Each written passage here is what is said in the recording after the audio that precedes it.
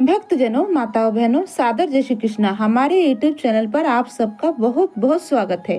मैं श्रावणी चौबे, आप सभी भक्तजन मेरा प्रणाम स्वीकार करें। आज हम आपको कार्तिक मास महात्म्य अध्याय 17 की कथा सुनाने जा रहे हैं। आप सभी से अनुरोध है कि इस ज्ञानमय कथा को अंत तक सुनिएगा और सुनने के बाद अधिक से अधिक लोगों को शेयर भी कर दीजिएगा, जिससे सभी भक्तजनों, माताओं, बहनों को इस कथा से पुण्य लाभ प्राप्त हो सके। तो सबसे पहले आपको और आपके पूरे परिवार को पुण्य पवित्र कार्तिक मास की बहुत बहुत शुभकामनाएं और बधाइयाँ। भगवान लक्ष्मी नारायण की कृपा आप सभी पर बनी रहे। आप लोग सुखी रहे, स्वस्थ रहे, मस्त रहे और व्यस्त रहे तथा निरंतर उन्नति तथा प्रगति को प्राप्त करते रहे। बोलिए लक्ष्मी नारायण भगवान की जय। जय जय श्री राधा रमने, जय जय नवल किशोर, जय गोपी चित चोर प्रभु, जय जय माखन चोर। मात मेरी श्री राधिका, पिता मेरे घनश्याम, इन दोनों के चरणन में मेरा बारंबार प्रणाम, मेरा बारंबार प्रणाम। मोहिनी मूरत श्याम की वो मन रही समाय, जो मेहंदी के पात में लाली रही समाय। धन्यो बन एक दिन घट जाएंगे जैसे उरे कपूर, मन मूरख तो राम भजे, क्यों चाटे जग धूर, क्यों चाटे जग धूर। राम कृष्ण दो एक है, अंतर नहीं निमेष, इनके नयन गंभीर है, इनके चपल विशेष, इनके चपल विशेष। राधे तू बड़ी भागिनी, कौन तपस्या कीन, तीन लोक तारन प्रभु, सो तेरे अधीन, सो तेरे अधीन। बोलिए वृंदावन बिहारी लाल की जय, गोपाल कृष्ण भगवान की जय। भक्तजनों, माताओं, बहनों, यहाँ से कार्तिक मास महात्म्य अध्याय 17 की कथा का आरंभ होता है। सूत जी महाराज बोले, हे मुनिगणों, एक बार देवर्षि नारद जी ने समस्त वेदों की ज्ञाता व्यास जी महाराज से पूछा, हे व्यास जी, ब्रह्मचारी, गृहस्थ, वानप्रस्थी तथा सन्यासी, इन चारों आश्रमों में से गृहस्थ आश्रम को ही श्रेष्ठ क्यों माना गया है? इस संबंध में जानने की मेरी प्रबल इच्छा है। हे महर्षि, आप तो स्वयं ज्ञाता है, किंतु फिर भी आपने पूछा है तो मैं आपको बताता हूँ। जैसे सभी नदियाँ समुद्र में आश्रय पाती है और जैसे जीव माता का आश्रय पाकर के जीवित रहते हैं, वैसे ही भिक्षुक, सन्यासी, ब्रह्मचारी, यात्री, विद्यार्थी और जीविका से रहित व्यक्ति गृहस्थों का आश्रय पाकर सुख पाते हैं। इस संबंध में मैं आपको एक प्राचीन कथा सुनाता हूँ। प्राचीन काल में उत्तानपाद नाम का एक राजा था, जिसका उत्तम नामक एक पुत्र था, जो बड़ा ही बलवान किंतु मदिरापान का व्यसनी था। उसके पत्नी का नाम बहुला था। राजा के पुत्र का नाम उत्तम था। राजकुमार उत्तम अपने पत्नी बहुला से बहुत प्रेम करता था। एक बार राजा उत्तम ने एक वेश्या को नृत्य करते हुए देखा और मदिरा पान किए और अपने पत्नी से भी मदिरा पान करने का जिद करने लगा, किंतु उसकी पत्नी ने ऐसा करने से स्पष्ट रूप से मना कर दिया। इस पर राजा उत्तम ने क्रोधित होकर के उसका परित्याग कर दिया और वन में छुड़वा दिया। किंतु जब वह मदिरा के प्रभाव से मुक्त हुआ तो उसको अपने किए पर बड़ा पश्चाताप हुआ, किंतु अब रानी का वियोग सहने के अतिरिक्त और क्या किया जा सकता था। इसके उपरांत उसने दूसरा विवाह नहीं किया और रानी के वियोग का दर्द अपने हृदय में समाये वह राज कार्यों में लीन रहने लगा। एक दिन एक ब्राह्मण उसके पास आया और बोला, हे राजन, मैं बहुत दुखी हूँ। किसी ने मेरी स्त्री का हरण कर लिया है। अब आप ही उसे ढूंढ करके बताइए। हे ब्राह्मण देवता, मैं भला उसे कैसे ढूंढ कर ला सकता हूँ? मैं तो यह भी नहीं जानता हूँ कि तुम्हारी स्त्री कौन सी है, किस दिशा में और कौन लेके गया है। ब्राह्मण बोला, हे राजन, आप प्रजा से कर के रूप में उसके आय का छठा भाग लेते हैं। अतः प्रजा की रक्षा करना आपका परम कर्तव्य है। यदि प्रजा अपने घर में सुरक्षित नहीं है तो ऐसे राजा का क्या लाभ है। हे राजन, हमारे राजा होने के कारण आपका कर्तव्य बनता है कि आप मेरी पत्नी की खोज करके मुझे अपनी पत्नी प्रदान करें। राजा बोला, किंतु विप्रवर, मैंने तुम्हारी पत्नी को कभी नहीं देखा कि वह कैसी स्वभाव और कौन सी रंग की है। आश्चर्य से राजा ने कहा।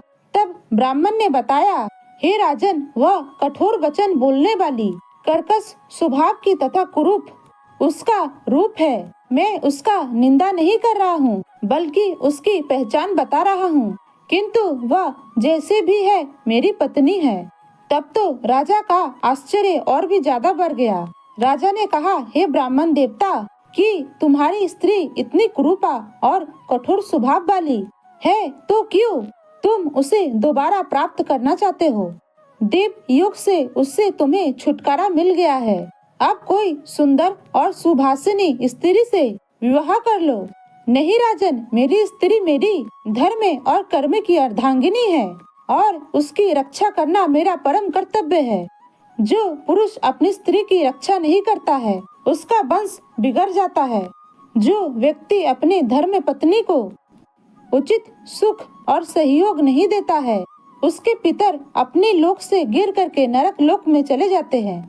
ब्राह्मण को ऐसे वचनों को सुन करके विवश होकर के राजा ने स्वयं ही उसके पत्नी को खोजने का निर्णय लिया और ब्राह्मण को आश्वासन दे करके विदा करने के पश्चात रथ पर सवार होकर के आगे चल पड़ा। वह बारी बारी से चारों दिशाओं से उस ब्राह्मणी को खोजने लगा।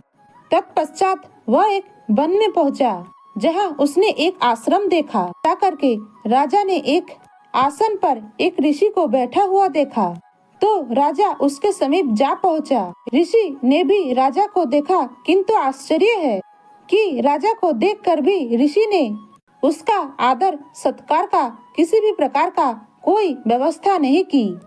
उसके मनोभाव को समझ करके त्रिकालक ऋषि बोले, मैं जानता हूँ कि तुम राजा उत्तानपाद के पुत्र हो, मगर यहाँ किस कारण से आए हो। राजा ने आश्चर्य से कहा, हे महामुने, एक ब्राह्मण के घर में से कोई उसके पत्नी का हरण करके ले गया है। मैं उसी की खोज में निकला हूँ, लेकिन आपने तो मुझे अर्घ्य भी नहीं दिया है, ना किसी प्रकार का कोई आदर सत्कार किया है। इसका कारण क्या है। ऋषि बोले, हे राजन, तुम अर्घ्य के योग्य होते हुए भी इस समय उसके पात्र नहीं हो, क्योंकि तुमने अपने निरपराध स्त्री का परित्याग कर दिया है।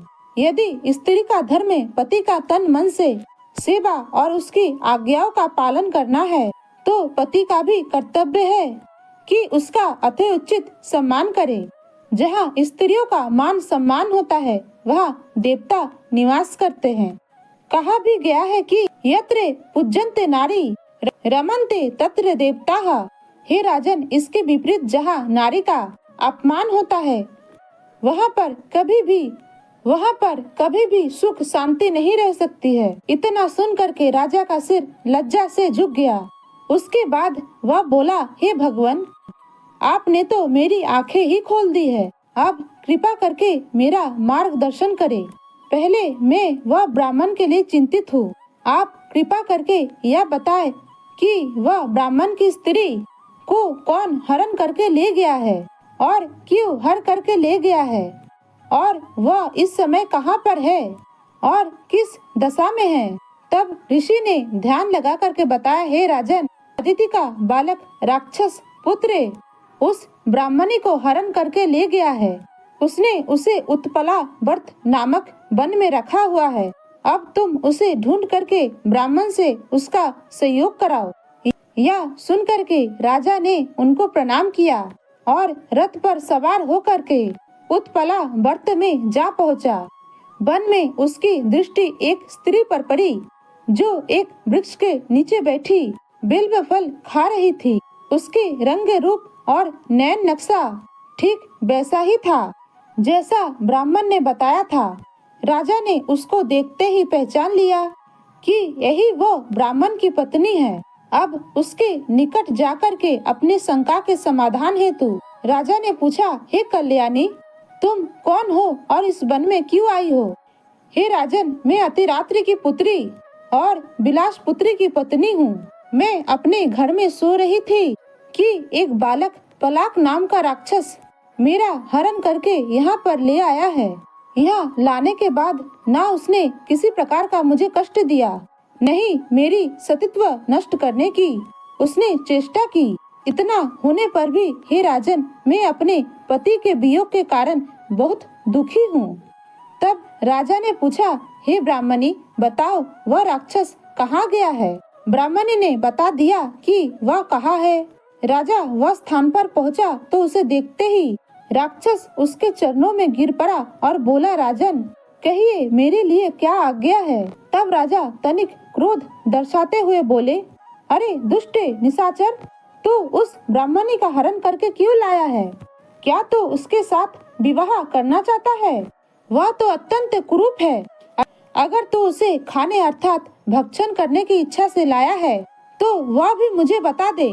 उसने बोला, हे राजन, मेरे घर में अनेक रूपवती अप्सराएं हैं। उनके अतिरिक्त मैंने और किसी से भोग करने की इच्छा नहीं की और न ही मैं मांस का भोजन करता हूँ। मैं तो इस योनि में पूर्व जन्म का पापों का प्रायश्चित कर रहा हूँ। इस ब्राह्मणी का हरण करने का कारण यह है कि इसका पति राक्षसों को मारने का मंत्र जानता है। जब हम यज्ञ का अन्न ग्रहण करने जाते हैं तो वह हमें भगा देता है, क्योंकि अधिकांश यज्ञ का आचार्य वही बनता है। इसी कारण उसे दुखी करने के उद्देश्य से मैं उसके पत्नी का हरण करके यहाँ पर लाया हूँ, क्योंकि शास्त्र अनुसार पत्नी बिना किसी को भी कोई धार्मिक कार्यक्रम करने की अनुमति नहीं है। इसीलिए अब वो किसी यज्ञ में आचार्य नहीं बनता है।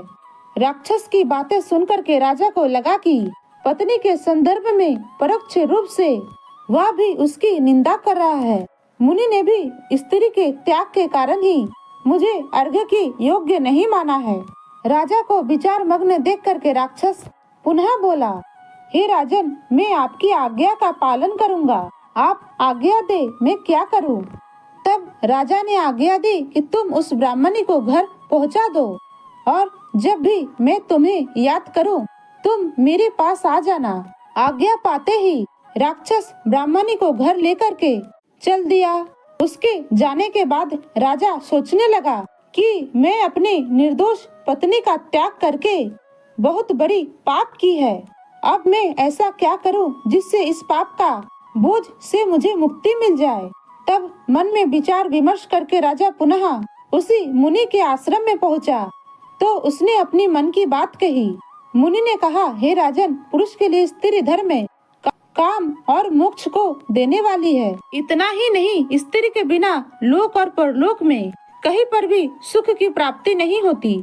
स्त्री भले ही कुरूपा, मूर्खे, दरिद्रे, रोगी अथवा बुरे स्वभाव वाली हो, पुरुष का उसका सदैव सम्मान करना चाहिए। हे महाराज, पत्नी को मारने का और त्यागने का अपराध तो आप कर चुके हैं। इस पर राजा बोलने लगा, हे मुनि, अब आगे का मार्ग बताएं। इस पाप का प्रायश्चित किस प्रकार हो? ऐसा क्या कार्य किया जाए जिससे मुझे इस पाप से मुक्ति मिले? हे राजन, तुम्हें अपने पत्नी से क्षमा याचना अवश्य ही करनी चाहिए।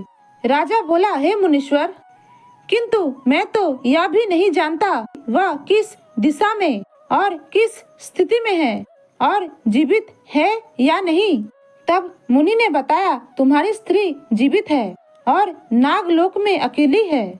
उसे वन में अकेले विचरण करते हुए देख करके शतापाक नामक नाग ने उसे नागलोक ले गया है, जहाँ उसके निंदा नामक पुत्री ने उसको घर में छिपा करके रखा है। तुम्हें उसे वहाँ से मुक्त करवाना होगा। इस प्रकार राजा मुनि को प्रणाम करके वापस आ गया और अपने महल में जा करके वह पलाक को स्मरण किया, जो तुरंत ही उसके समक्ष उपस्थित हुआ। राजा ने उसे नागलोक से अपनी पत्नी को मुक्त करा के लाने का आदेश दिया। आज्ञा को पाते ही पलाक नागलोक के तरफ प्रस्थान कर गया। तभी अपनी पत्नी को पा करके ब्राह्मण भी राजा को धन्यवाद देने आया अपनी पत्नी को पा करके अत्यधिक प्रसन्न था। तभी राजा के पत्नी को भी पलक नाग लोक से ले आया, जिसे पा करके राजा भी अत्यधिक प्रसन्न हुआ। उसने उससे अपने आचरण के लिए क्षमा मांगी और फिर दोनों सुख पूर्वक जीवन व्यतीत करने लगे। हे राजा पृथु, इस कथा के माध्यम से यह प्रतीत होता है कि तुम्हें गृहस्थ आश्रम का महत्व समझना चाहिए। यदि कुछ और सुनने की इच्छा हो तो कहो। इस प्रकार यहाँ पर कार्तिक मास महत्व अध्याय 17 की कथा का समापन होता है। बोलिए लक्ष्मी नारायण भगवान की जय। अच्युतम केशवम राम नारायणम कृष्ण दामोदरम वासुदेवम हरे श्रीधरम माधवम गोपिका वल्लभम श्री जानकी नायकम श्री रामचंद्रम भजे जानकी मनोहरम सर्वलोक नायकम श्री शंकरादि सेवितम पुण्य नाम कीर्तनम श्री राम राम राम राम राम नाम तायकम रामकृष्ण वासुदेव भक्ति मुक्तिदायकम रामकृष्ण वासुदेव भक्ति मुक्तिदायकम रामकृष्ण वासुदेव भक्ति मुक्तिदायकम। हरे राम राम राम हरे हरे हरे कृष्ण कृष्ण कृष्ण हरे हरे हरे राम राम राम हरे हरे हरे कृष्ण कृष्ण कृष्ण हरे हरे। श्री कृष्ण गोविंद हरे मुरारी हे नाथ नारायण वासुदेव। श्री कृष्ण गोविंद हरे मुरारी हे नाथ नारायण वासुदेव हे नाथ नारायण वासुदेवा। बोलिए वृंदावन बिहारी लाल की जय। बाल कृष्ण भगवान की जय। धर्म की जय हो, अधर्म का नाश हो, प्राणियों में सद्भावना हो, विश्व का कल्याण हो। सनातन धर्म की जय हो, गौ माता की जय हो, नगर बस्ती की जय हो। आज के आनंद की जय हो, कल के आनंद की जय हो, कल परसों की आनंद की जय हो, बरसों बरसों की आनंद की जय हो। ओम नमो पार्वती पते, हर हर महादेव हर। काल हर, कंटक हर, दुख हर, दारिद्र हर, आनंद की लहर कर। भक्तजनों, माताओं बहनों, हमने जो ज्ञानवर्धक कथा आपको सुनाई है, इसको अधिक से अधिक लोगों को शेयर कीजिएगा, लाइक कीजिएगा, कमेंट कीजिएगा और हमारे चैनल को सब्सक्राइब भी कीजिएगा। और साथ में इस बहन बेटी भाभी का साथ दीजिएगा, आगे बढ़ने का एक मौका अवश्य दीजिएगा। मिलते हैं कोई नए वीडियो में, तब तक के लिए सादर जय श्री कृष्णा, सादर धन्यवाद। जय राम जी की। हर हर महादेव।